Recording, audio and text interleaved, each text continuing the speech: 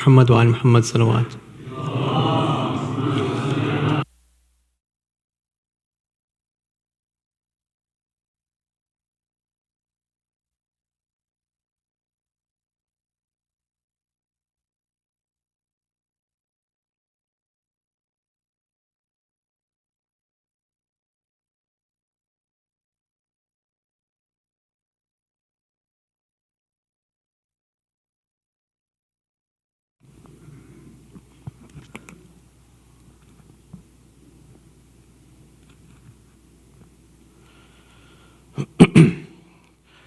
السلام عليكم ورحمة الله.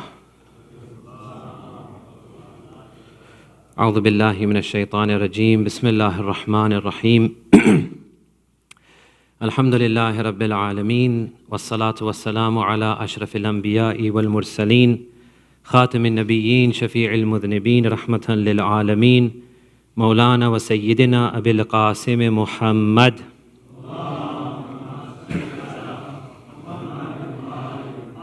وعلى آله الطيبين الطاهرين، لا سيما بقية الله في الأرض، أرواحنا له الفداء، وعجل الله تعالى فرجه الشريف، ولعنة الله على أعدائهم أجمعين من الآن إلى قيام يوم الدين. أما بعد، فقد قال الله سبحانه وتعالى في قرآنه المجيد: بسم الله الرحمن الرحيم. حتى إذا جاء أحدهم الموت قال رب ارجعون لعلي أعمل صالحا فيما تركت كلا إنها كلمة هو قائلها ومن ورائهم برزخ إلى يوم يبعثون. صلوا على محمد وآل محمد.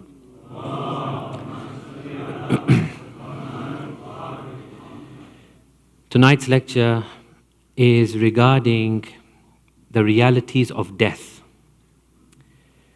Now, usually when we take this kind of lecture and we take this kind of topic, the first thing people usually think is that this is going to be a scary majlis, that Maulana wants to scare us. It's not like that. Well, you might get scared. I'm not saying you won't get scared. Maybe you will. But that's not what we are trying to do. And that's not what Islam wants to do. It's not like that. However, let's be honest with ourselves. In any major thing in life, in any major initiative, in any major task or job, you will have an element of fear and failure. You drive your cars on the streets and the roads, you'll have warning signs. Only go this fast. Be careful, there's an obstruction. Be careful, this exit is closed. If the cops catch you doing something wrong, you'll be in trouble. So the idea is that, look, you enjoy, do what you want, drive your cars and do what you want. However, you have to bear in mind that there is an element here. If you do the wrong thing, if you go the wrong way, if you enter in the wrong lane, if you go on the motorway in the wrong direction, you're going to be in trouble. So we want you to be aware of this. This is exactly what Islam is doing. The idea is not to scare us. However, we should understand that there are consequences. This we cannot be oblivious to. It would be very immature and unsophisticated to say that, yes, whatever it is, everything's going to be fine, everyone's going to be taken care of. No, we have to be a bit mature about this. And so the discussion is not to scare anyone. However, you could be scared, which is fine. Absolutely fine. Okay, so with that, let us begin our discussion. So Allah subhanahu wa ta'ala, before we get to Allah subhanahu wa ta'ala, let's discuss the Western side of this point of view about what is happening at death time and everything. So we have a number of different writings. If you do a Google search, for example, you'll find that, for example, there are a number of Western authors and non-Muslim authors who have written about death. And it's very interesting that what they have written about death is not 100 miles away from what we believe about death. Yes, they don't have the articulation. They won't put it into the same words that we can put it into, because obviously we're coming from a different angle. We're coming from the angle of Ahlul-bayt. Ahlul-bayt have given us gems and treasures, which other people who don't have Ahlul-bayt do not have. So, when you look at Western writers, for example, you have the book by Raymond Moody called Life After Life. That was a trick. I led you into that. Not life after death, life after life. Very, very interesting. Exactly what we believe, that there is a life after life. And then there is another life after life. This is one life. then you transfer into another life, then you transfer into another life. There is no actual end of life. Once Allah has created you, you are here to stay. There's no end of life as such. So Raymond Moody, in his book in 1975, he writes about people who have gone through the experiences of dying, but they didn't die. They had near-death experiences, NDEs. Those who narrowly escaped death, those who thought they were going to die, the doctors around them thought they were going to die, but they didn't die, they were okay. They somehow recovered. In 1981, the International Association for Near-Death Studies was founded. So we have, even in the non-Muslim world, we have real, actual professional bodies and institutes looking at this kind of thing. Now, in 1992, a sociologist called Gallup, he did a study, and what he said was that there were 8 million people that he could find. Obviously, he's limited to what he can do and what he can find. 8 million people that he found that had near-death experiences, NDE. So, even though people are reluctant to talk about it, but this is what he found. So if you take all of those studies and those researches and put them together, this is what they have found. So this is a summary. Number one, the common thing was that these people reported that when we had our near-death experience, we saw that we had emerged from our own body. This is not Islamic. This is completely non-Muslims telling us this. We somehow saw that we had emerged from our own body. Ya'ni, we were something else, body was something else. Very much in line with Islam. We were something else, body was something else. When you emerge from your body and you can see your body and you're aware of your body, you know that, okay, that body is not me because I'm looking at it. So somehow they emerged from their body, they were fully conscious and aware, and they could observe the actions of those around them. They could see the doctors panicking, they could see the machines beeping, they could see the tubes and wires and whatnot around them. And they could see all of this going on, but they were unable to do anything about it. Like they could not take any action. Other thing which is mentioned is that they found that all of a sudden, during their near-death experience, they found that actually we were in a different type of body. This is also very, very important. We're going to come on to this properly. They said we were in a different type of body. We were in some kind of structure, but it wasn't the body that we were used to. We could see that body down there. We had a different type of body at that time. Number three, very, very interesting. Well, I'm saying very interesting about all of them, aren't I? Very interesting. They said somehow during that time of NDE, near-death experience, we kind of lost touch with a sense of time. Time was not flowing the way we usually have it in this world. It was a kind of different way, a different confusing kind of existence during those few moments. Time was slightly different.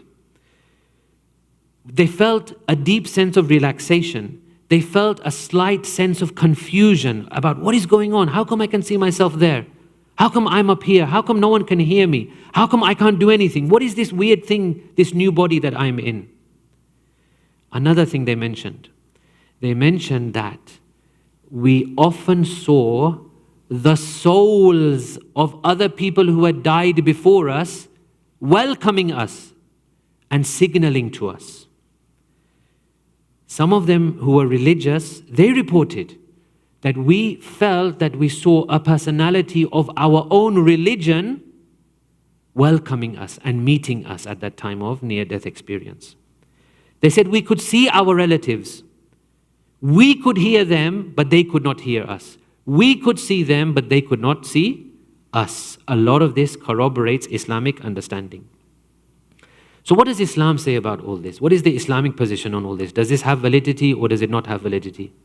See, what we're going to do in these next 3 lectures is we're going to put all this together. We're going to try and summarize and put together all of the different kind of Islamic teachings and come out with some kind of conclusion. Now, this is a best effort. No one is saying that this is the gospel truth, 100%, this is accurate. No, these things are always evolving, but inshallah we feel that we have some grasp on what the Islamic situation is. Islam says, in summary, Islam says that man is in a constant state of journeying and evolving. Man, the evolution and the journey of man never stops. This is what Islam says. You are always on a journey towards Allah subhanahu wa ta'ala. This is what Islam says. You started as a baby in the womb of your mother. You felt this was the entire world. You felt there can be nothing after this. You felt that, wow, look at this wonderful place I'm in. I'm provided for. I'm cared for. Everything is given to me. It's warm, it's comfortable. This is the world. Then you emerged from that womb and you came into this world and you said, wow, that was nothing. That was extremely small. Now I'm in an extremely wide, wonderful, magical world. Well, that doesn't stop there. Because when you die here and you are raised in the next life of barzakh, again you will say, wow, that was such a small, tiny existence that I was in. I thought it was so big, that the earth was so large and in part of a solar system, and that was everything. No, you'll say, wow, this is a new life I'm in. And then when you go into Qayamat and the hereafter proper, again you will say the same thing, that barzakh was nothing. This is now, the real, massive, huge universe of Allah subhanahu wa ta'ala. So where does this insan go? He comes from the womb of his mother. He comes into this world. He is fit. He is healthy. Then he deteriorates into old age. His bones start to ache. His body starts to ache. Hair starts to fall. Things start to deteriorate. And then he's on his journey again. One group will say that there's nothing after this life. Yeah, the predominant ideology of our societies today, most people will say there's nothing out of this life.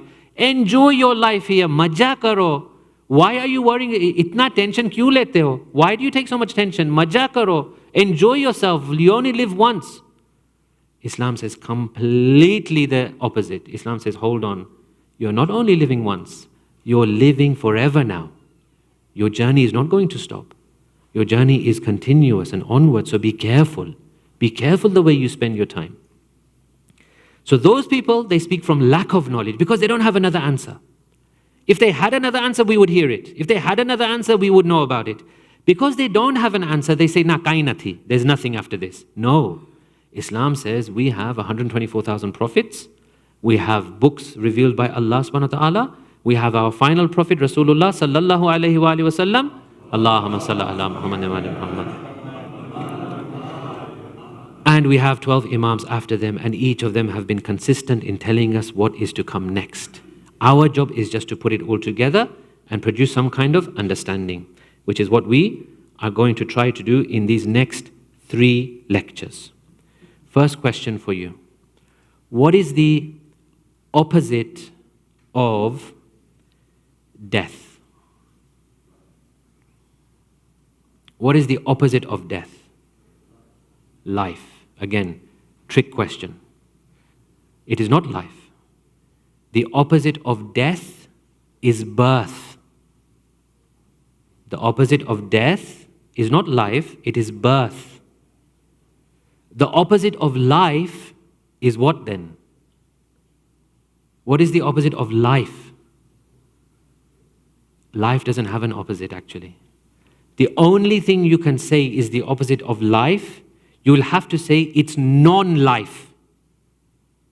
The opposite of life, you'll have to say it's non-life.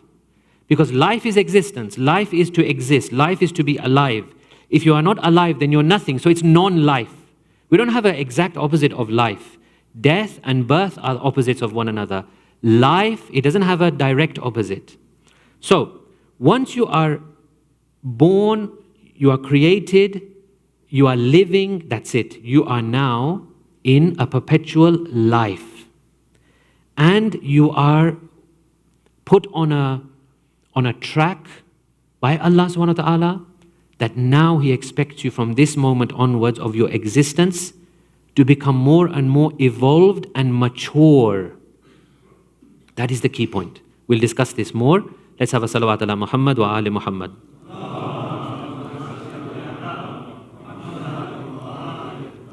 Do we have any doctors in the room? Where are they? Dr. Saab, what is the medical definition of death? The one which we can understand. Asant. The physical death, correct me if I'm wrong, we can say it like this in very simple terms, layman terms. We can say the stilling of the heartbeat and the stopping of the flow of blood. In layman terms, just to make it very easy. So a physical death is what? Your heart stops, your blood doesn't flow anymore, you are dead. Right? Medically, physically, you are pronounced dead. Spiritually, we have a different way of looking at it. In spiritual death, in Islamic death, in what Islam would say is death, we say this. You were a soul. Your soul was paired with your body. When your soul was paired with your body, you came into this world. When you are leaving this world, now your soul has to be decoupled from your body. Your soul has to be decoupled from your body. To come into this world, your soul and body had to join. To leave this world, your soul and body have to unjoin and become separated. How does this happen? Who does this separation? What is this separation? This is the job of angel of death. Malikul Maut is the one who comes and decouples a body and a soul. He comes and he severs that link. Now, the soul and the body throughout life, throughout our existence in this world, by the way, when I say life, you see, even now, I'm making this mistake as well, yeah, but you'll have to bear with me. When I say life, I will commonly relate to the life of this world, okay? So throughout our life in this world, our soul and body, of course, they are completely intertwined. They are always together, yeah? Otherwise, we would be dead. And they need each other to exist in this world, because this world is a physical world, yeah? I have to touch things. I have to see things. I have to smell things. I have to walk places. I have to interact with things. So for that interaction to happen, I have to have this physical body so that I can interact with physical things, because this world is the world of physical objects. Yeah? So really, what am I? I'm like basically my soul in one way, the way I often think about it. Let's say right now you go to Mars or you go to the moon, right? You go to Mars and you go to the moon. Your body is not built for that environment, is it? So you need something on top of your body to help you survive in those places. So what do you wear? You wear a spacesuit. You wear a spacesuit so that the pressure doesn't be released from your body and you don't disintegrate. So you need that spacesuit to hold you together. In this world, your soul cannot interact in this world normally. So it needs a spacesuit of this world, which is the body. This is why we have the body in this world, so that it's like a shell over us so that we can interact in this world. When we leave this world, the thing is that now we don't need this body anymore, because now we're going into another world which doesn't use physical objects like this. I don't need to interact with physical things anymore. I don't need to use the senses which I had before, because I'm going into barzakh. So now what happens in barzakh? This body will no longer be of any use, because that world is not the world of physical objects anymore. So I will need a new body in barzakh. I will need a new body in barzakh. This new body of barzakh, we can call it different names, but let's choose the easiest name. We'll call it the barzakhi body. There are different names for it, but let's make it easy. We'll call it the barzakhi body. The barzakhi body, or we can call it imaginal body, but we'll stick with barzakhi body, is a new body. So the way a baby is born, and you have to nurture it and train it, and you have to make it, walk, it will crawl, it will start to go on its hands and knees, it will start to support itself, its head will be supported after a few months, whatever. You'll have to train it to walk, talk, eat. You'll have to train it, this is how your hand moves, hold this, do that, try to stand up, try to walk. All of these things happen. Why? Because we came into this world in a new body. When we leave this world, we'll have a new body, and that new body of barzakh will have to be trained. It will have to be trained. It will have to actually go through a process of training so that we get used to that new body. This barzakhi body is very, very important. Let's go back one step and talk about death with salawat ala Muhammad wa ali Muhammad.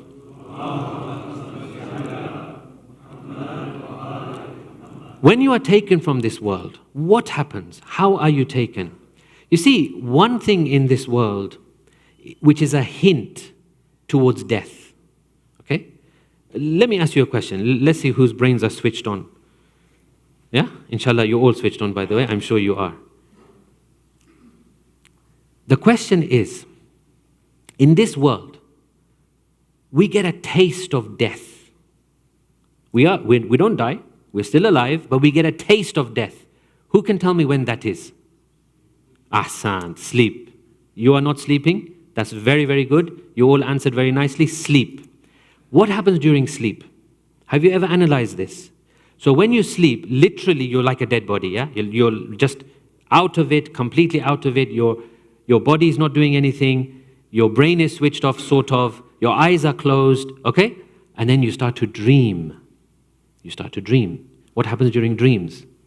What happens during dream is that you now see yourself in a different body. Remember what we had said earlier regarding those near-death experiences?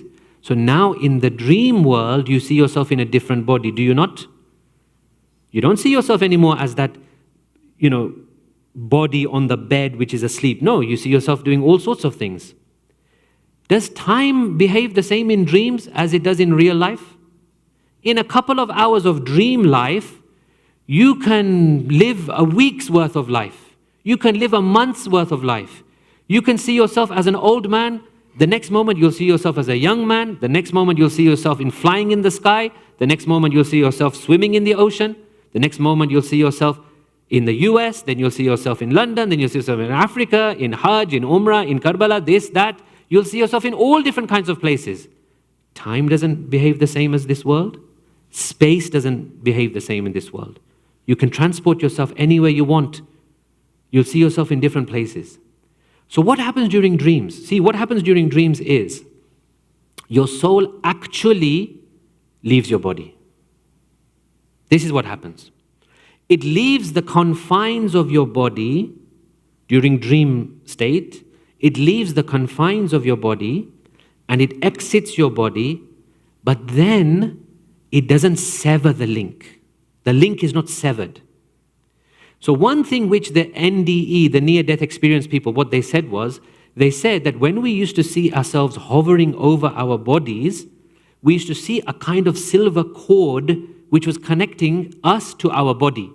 There was a kind of silver rope, silver cord, silver string, whatever you want to call it. There was a kind of silver thing that was connecting us with our body.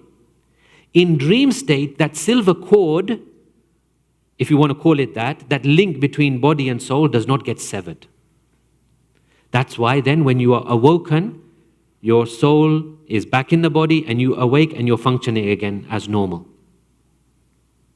But that is a glimpse of barzakh. That is a small glimpse that Allah is giving us of the world of barzakh. He's saying to us, He's showing us, He's saying, look, you are different than this. You are something else. You are going somewhere else. When you go from this world, you're going to have a different experience altogether. Time will not be the same. Space will not be the same. Travel will not be the same. Things will be different. When you wake up after a vivid dream, you're confused, yes or no? Generally, we are confused. We're like, wow, what did I see, man? What was that? We're confused. We're like, wow, what was all that? So when these people were seeing themselves, they were confused. They had a state of confusion. They couldn't understand what was going on. Same as us, we're bewildered. And how often is it, if it's a good dream, and inshallah, it will be a good dream, you wake up and you think, I want to go back into that dream. When someone wakes you up at an untimely time, you think, I want to go back into that dream. I wish I could have that dream again. Why? Because that world is a fantastic world. Unbelievable world. A world with less restrictions, with more freedom, with more power, if you like, if you want to put it into that term. More power, more freedom, more, less restrictions. You break through the limits that you had in this world. One thing which we have to bear in mind, that severing of the link is done by Malikul Maut. What will that be? How will that be? This is very, very important. I think this will be the final point of this evening before we move on to a couple of minutes of Masa'ib. We have this narration from Imam Ja'far as-Sadiq alayhi salam. Allahumma salli. Before I go into the narration, your death, please listen very carefully. Yeah? This is like the nugget of this evening if you want. Your death will mirror your life.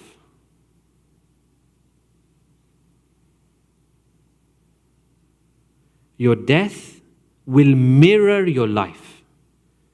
The way you have lived, you will die. Okay? Now, the sixth Imam, he says, one day, when Nabi Ibrahim returned to his home, he saw there an individual. You know, bija kya che kya biurawani majlis che. Please listen to this, yeah? One day when Nabi Ibrahim went to his home, he saw an individual whose beauty and appearance was nothing like he had ever seen before. Handsome, glowing, radiant, fragrant. He says, "Who are you?" The reply comes, "I am the angel of death." Nabi Ibrahim says, "Subhanallah, how can someone who sees you dislike you when you are so beautiful?" How can someone, usually we say we don't want to see the angel of death. We want to delay that moment. That moment is going to be very scary. Look what Nabi Ibrahim says. He says, how can someone who sees you be afraid of you when you are so beautiful? He says, Ya Khalil ar-Rahman, O friend of the All-Merciful. When God desires goodness for an individual, He sends me in this form to him, in a beautiful, radiant, fragrant form. But when He desires to punish him, He sends me in a different form. How will you die? How will the soul be cut? How will the cord be cut? How will the decoupling take place? How will the severance happen? This depends on us. Is this scary? Maybe it is. But the maqsad is not to be scared. The maqsad is to be prepared. Do you see the difference? You be prepared is a different thing. To be scared, well, we will say, it's up to you. The way you live, you will die. Your death will mirror your life. You lived a life of vice, evil, sin, guna, aate. What do you expect then? You lived a life of goodness, virtue, taqwa, muttaqi, this, that. Then you can look forward to a very good life. Now, for some, it will be mercy and tenderness when it comes to death. For some, it will be rough and harsh. What will determine whether it's rough and harsh or merciful and tender? This is the place we have to stop today because time is against us. We will continue at this point only tomorrow. Remember the question? What will be merciful and tender? What will determine mercy and tender? What will determine roughness and harshness at the time of our death? Sallu ala Muhammad wa ali Muhammad.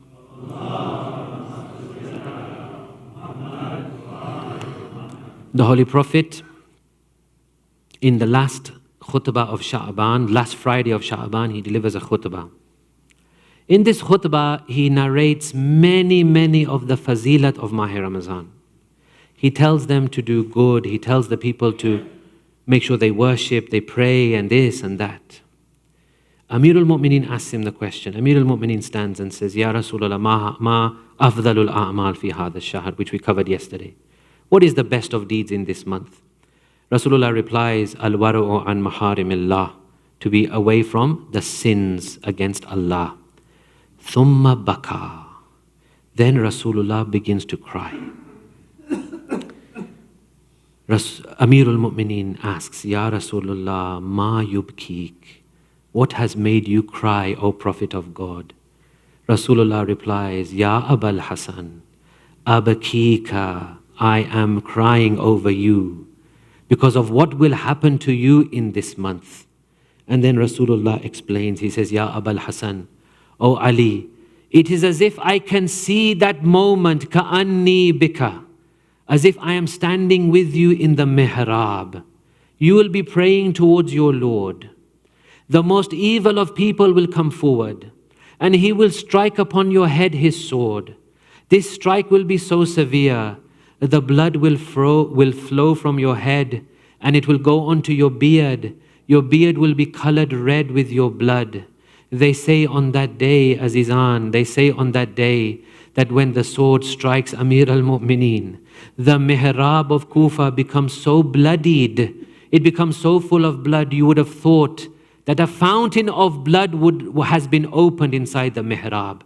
Amirul Mu'mineen begins to grab the soil and the mud from the floor of Masjid Kufa and puts it onto his blessed head to try and stop the bleeding. And then with weakness he falls back. Who is there to catch him? Imam Hassan Mujtaba is there. The father is lying back in the lap of Imam Hassan. Imam Hassan at this time, he has cried so much already to see his father in this state. The tears of Imam Hassan begin to fall upon the face of Amir al-Mu'mineen. Amir al-Mu'mineen opens his eyes and says, my son Hassan, do not grieve, have sabr, these things happen, be strong. He gives strength to Imam Hassan. They slowly make him stand up and they take him home. As he's reaching home, Imam Hussein comes. Imam Hussein has heard the news that his father has been struck. Imam Hussein had cried so much in those few moments. His eyes were wounded. Amirul Mu'mineen looks at Hussein and says, oh Hussein, do not grieve, do not cry. These things happen, have sabr. Amirul Mu'mineen has the most sabr of anyone. He gives everyone sabr. But then, shall I tell you, when the sabr of Amirul Mu'mineen broke, it was when he reached his home and he heard the cries of his daughter Zainab. When Zainab began to cry, Amirul Mu'mineen could not hold his tears. On the tears of Zainab, Amirul Mu'mineen begins to cry, Amirul Mu'mineen, this is Kufa, this is your home. You cannot take the tears of Zainab. Mawla, if only you had been there on Sham-e Ghariba, how you would have seen Zainab. Allah la'natullah lil qawmi adh-dhalimin wa sayalamu alladhina zalamu ayya munqalibin yanqalibun inna lillahi wa inna ilayhi raji'un. Oh Allah, we ask you to give us tawfiq in this month to do proper ibadat, accept our deeds, forgive our sins, bless our marhumin, keep our community strong and united. Oh Allah, help us in our goals and our objectives and our ambitions. Oh Allah, grant our hajat, increase our rizq and roji. Rabbana taqabbal minna innaka anta samiul alim. For the love and for the quick zuhur of Imam Zaman, let's have a loud salawat ala Muhammad wa ali Muhammad.